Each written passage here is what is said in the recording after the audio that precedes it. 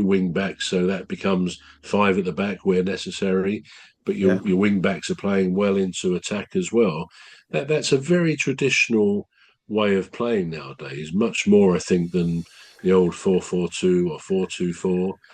I think three at the back with two wing backs is a very good tried and tested formula, which seems to be what he's doing. So, but I also think there's not an awful lot of difference these days in the way that teams play, certainly in the Premier League. So they would often adopt one or other of those kind of formats. And I think the same for international teams. If you go back a few years, I think, Italy, for example, their teams, their league teams and international team, you saw it at World Cups, were very much slower, purposely so. They were kind of slow, lots of passing around the back, and actually you could argue a bit boring in that at that time, that stage in what they did. And other teams, we think of the old Holland, Dutch team, the Netherlands, total football with the Cruyff and that in those days where they could all play football. That seems a bit of an obvious thing to say, but every member of the team was very good on the ball, very good technically, and it was called total football. And the whole team attacked, and the whole team, or not the whole team, but a good number of the team would come back to defend. It was total football, and that was kind of taken on by Premier League clubs at the time, or the First Division as it possibly was then, and around the world. I mean, we think of Brazil. They were kind of a total football team. The brilliance, the technique of Pele and other players in those great Brazilian teams. Watching a Brazil game was a thrill. It really was tremendous to see those Brazilian people. But as time has gone on and the game has evolved and developed, I think it's reached a stage for a while now that most teams in any league, domestically or across Europe or anywhere else, they all really play a very similar game of football based around maybe two or three tactical differences. So there's not a lot to differentiate, I think, between teams internationally or domestically. And I think, therefore, to answer your point, what impact will Thomas's tactics have with other international teams?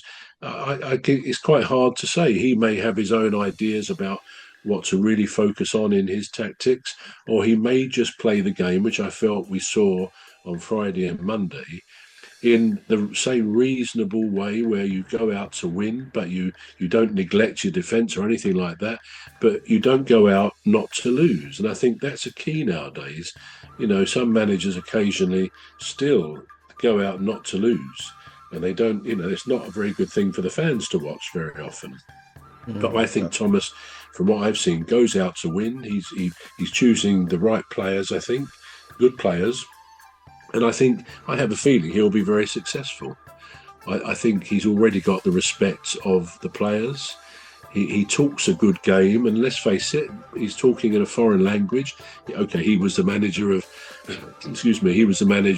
Chelsea, I think, wasn't it? It was. Fairly successfully, going back a little while. But yeah, his English is good. I like his demeanour. He's got a relaxed, confident demeanour about him. And as we've said before in other podcasts, if you're confident in what you do, whatever it is, whether you're a sportsman or a manager or an entertainer, singer, whatever, if you've got confidence as a person, that comes across, and that kind of is a bit of a magnet to others. People like confident people. So I think he doesn't look nervous. He doesn't look overawed by his newfound position as our manager of England, but he's confident. And I think anyone who's confident is going to spread that amongst.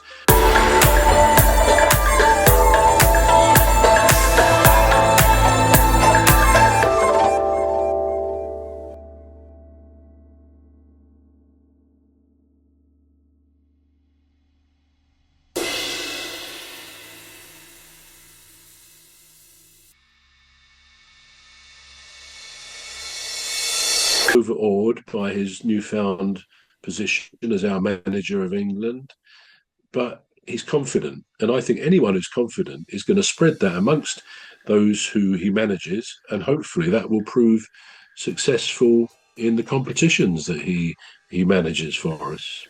Yeah, yeah, and I quite like that what you said about his confidence because it does go Mm, a long way, don't it? It gives other people it gives other people confidence in you as well, don't it? As well as boost your absolutely. confidence. Yeah, absolutely.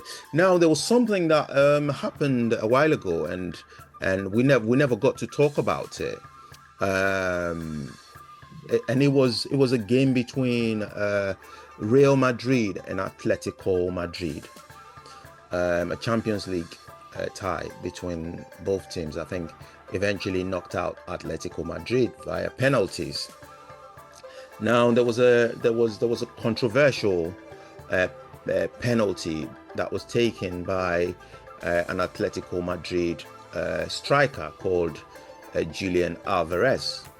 Now, what he did, and I still I still don't know which way to swing on the decision and what the decision of the referee and the VAR.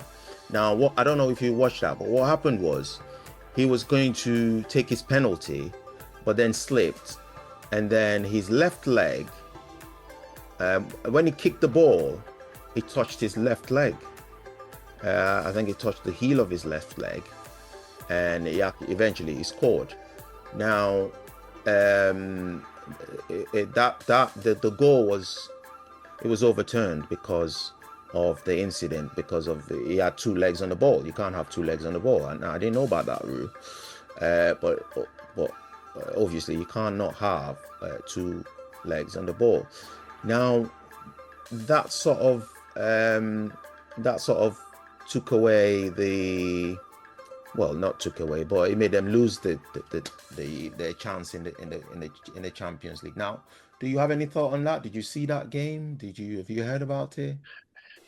Yeah, I did see that incident, and Right. Okay. it's because it was disallowed because, as they said, both of his legs, his feet touched the ball.